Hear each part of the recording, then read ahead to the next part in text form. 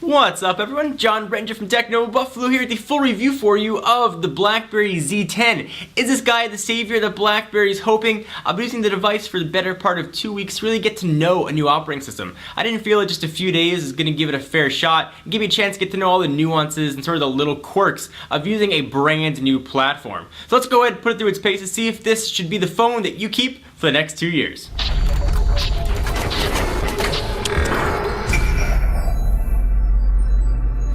Alright, so here is the Blackberry Z10. I'm going to break this review into a few parts. I'm going to talk about the pros, I'm going to talk about the cons, and I'm going to give it a final score. So let's go ahead and start with the specs to remind you what this guy packs, because it's an all-new phone from an all-new company. I can play a game at home and count the amount of times I say RIM instead of Blackberry.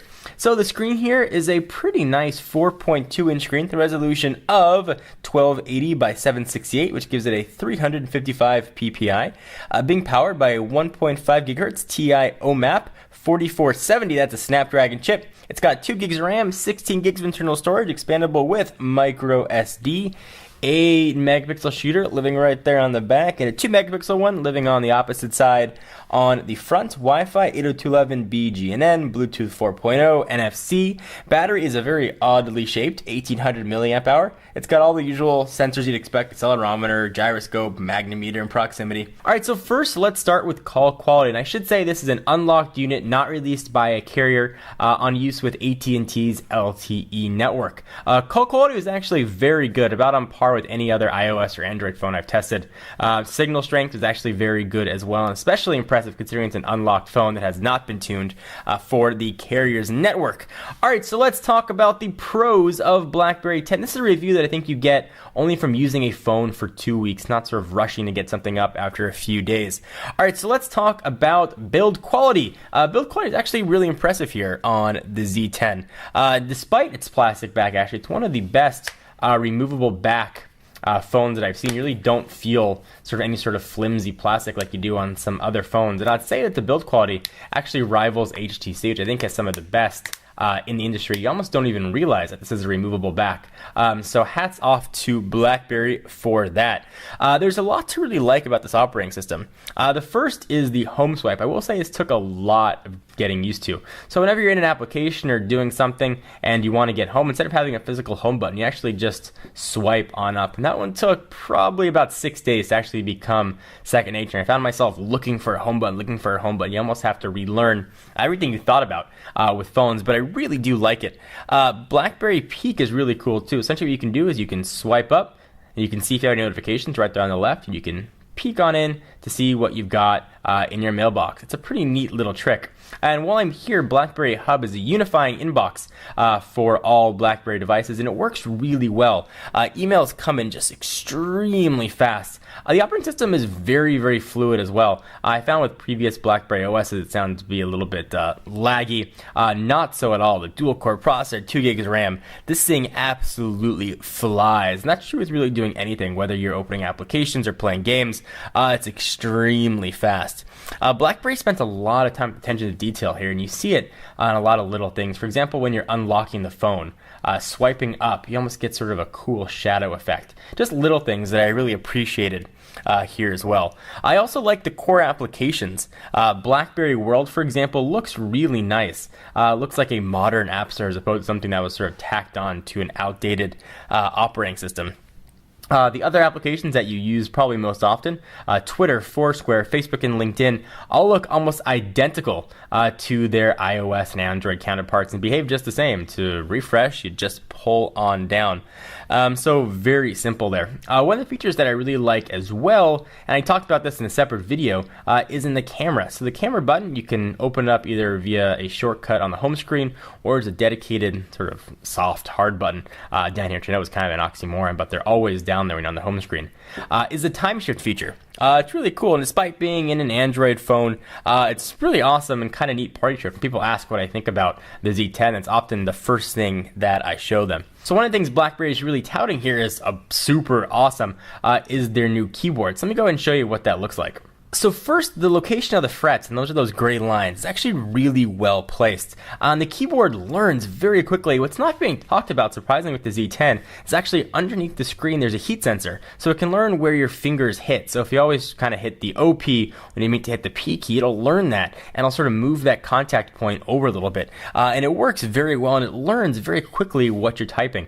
It wasn't overly accurate at first, but the more I used the phone, the better it got. So even if you just type this, corrects it for you, is A. And you notice that words start appearing down here, and some of the cool things you can do is you can swipe that right up, and you can see that your sentences start to be completed, so there's actually very little typing. It's not like a swipe keyboard where you can sort of drag your finger all around. You actually have to see the words and swipe it up to the screen. Speaking of swiping, BlackBerry is not using a Gorilla Glass screen here, and I'm not sure what the screen is made of, but oftentimes if your fingers are a little bit dry, for example, they don't swipe on the screen as often as other phones. Just a little bit of an odd quirk. Overall, this is probably the best keyboard that I've ever used on an all touchscreen phone. I've used a lot of keyboards on all touchscreen phones. And if you want to hide the keyboard in any application, just go ahead and hold down the space button, and it will go ahead and get rid of it. And to go back to home, as I mentioned, you just go ahead and swipe up. The next thing that BlackBerry does right, not surprising, is email. They do this right. They've always done this right, and it's no surprise here that it works absolutely awesome on the Z10. Emails come in quicker on my phone than they do on my desktop. It is absolutely incredibly fast. If you aren't using a BlackBerry Exchange server, no special BlackBerry data plan is needed here anymore. I know there's been some conflicting reports, but I'm using the same data plan I use in iOS or Android without any problems. And I've got the little BlackBerry notification up there to let me know that things are working. The browser, we've got a modern browser here finally, and also it brings a bit of a surprise. Flash is enabled on the device. You can go ahead and turn it on or turn it off depending on what websites you are using, and it works just like Flash used to on Android phones. The other cool thing we've got here is multitasking. You can see that sort of in these panes, and it shows you what's open. So instead of just being a shrunken down version of the app, it actually shows you useful information. So for example, here on phone calls, I can see what my recent calls are, and it shows you sort of important information as you go through. So you can see it here with BlackBerry World, and if the application has something important to show you, it'll show it right there. It's kind of neat. I do miss, though, on old QNX devices, and I'm looking at your playbook, to close applications, you could swipe them off the screen. You got to hit a little X down there. I found that to be a little bit on the annoying side. Multitasking, it works very well. I thought I'd be annoyed that I could see only 4 panels here, but actually it became pretty second nature just to scroll down and hop on over to the next one. There's been some reports about battery life being absolutely awful. It's an 1800 milliamp hour battery, and it's not all that big, but it has worked very well. I'm a pretty hard user on my phone with a few hours of phone calls, lots of browsing, Facebooking, Twitter, picture uploads and stuff. I'm very easily able to get through a full day, and that's with 2 emails coming in and everything, so I wouldn't worry all that much about battery life, despite being a very small 1800 milliamp hour battery. Other things I love that visual voicemail is built in. Some of the applications that I use a lot are missing, like WhatsApp and Google Maps, for example. But you can actually sideload Android apps. Not going to get into too big a detail on how to do that. There'll be a link down below. If you're watching this video on Techno Buffalo, it'll be embedded on how to sideload certain Android apps on the screen. Other niceties here are with BBM. Video chat works very well, on par with anything I've seen on Android or iOS. And screen sharing works as advertised. It's really a novel feature. I haven't found many uses for it. But it does work in pictures and video. You can show pretty much everything. It's very neat. BlackBerry really has grown on me, actually. I used to be a dedicated BlackBerry user before 2007 when the iPhone hit and I switched back and forth between Android and a Windows Phone. There's a lot to like here with the BlackBerry Z10 and BlackBerry 10. You can tell that they spent a lot of time honing this because they had to, but all is not perfect. Let me go ahead and talk about some of the cons. So I started this video by talking about the build quality. I'm going to go back to the builds here.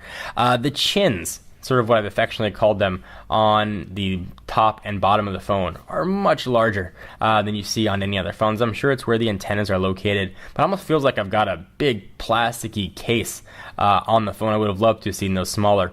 You've got plenty of bezel here where the BlackBerry logo is to sort of start your swipe up or your swipe down motions on the top. So I'm not sure why that chin is there. I would have liked to have seen even a little bit thicker and have that chin removed. There are a lot of OS quirks here here as well, as you'd expect from a brand new operating system. For example, for the first week I used the phone, I couldn't add a new calendar event. It would constantly crash on me, then just suddenly fixed itself. Something to sort of keep in mind.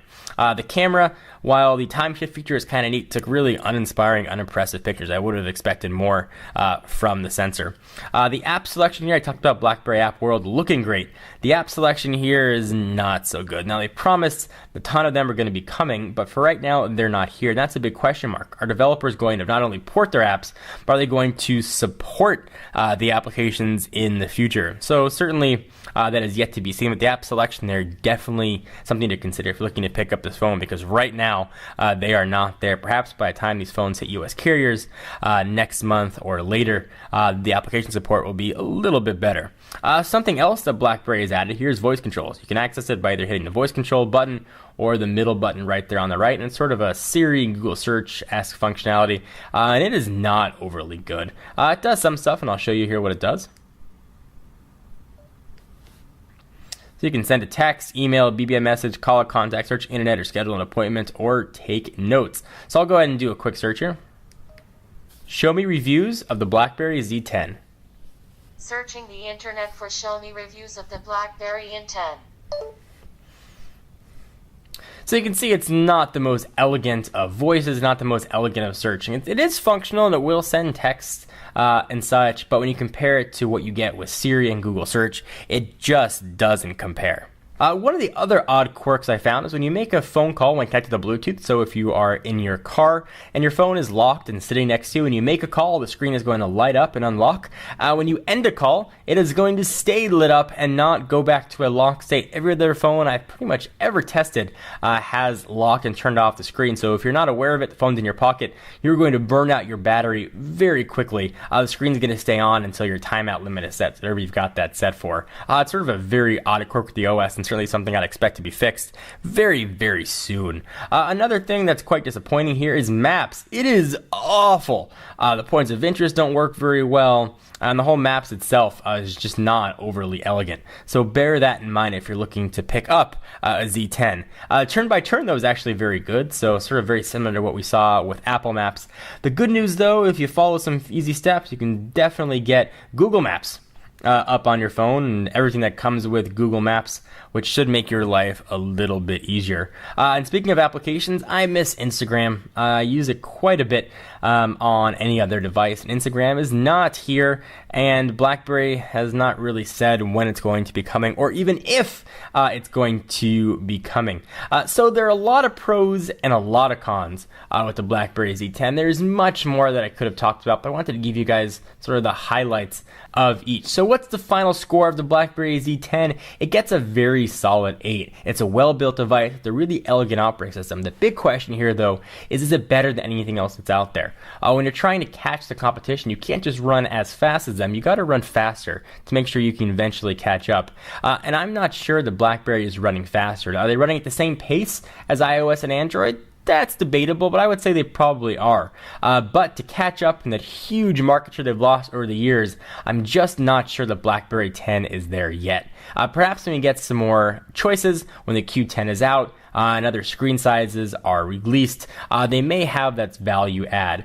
But for those of you that use a lot of applications, you want to play a lot of games, it's going to be tough to recommend the Q10. If email is your thing and you want a great keyboard, this has always been BlackBerry's bread and butter. This is going to be a great phone to pick up. It doesn't do anything poorly by any stretch of the imagination. I'm just not sure it does anything better than the competition. So take that advice for what you will, but it is a very solid phone. I'm going to continue to use it as my daily driver for another few weeks. I'd love to hear what you guys think of the BlackBerry Z10. Are you going to pick it up when it comes to your carrier? Are you excited, not excited? Do you think that BlackBerry is going to have a future? I want to hear what you have to say. Leave your comments down below. And of course, go to technobuffalo.com to get the full written review. If you're watching this on YouTube, the link will be right down below. For now, I'm John Rettinger from Techno Buffalo, and I'll see you guys in the next video.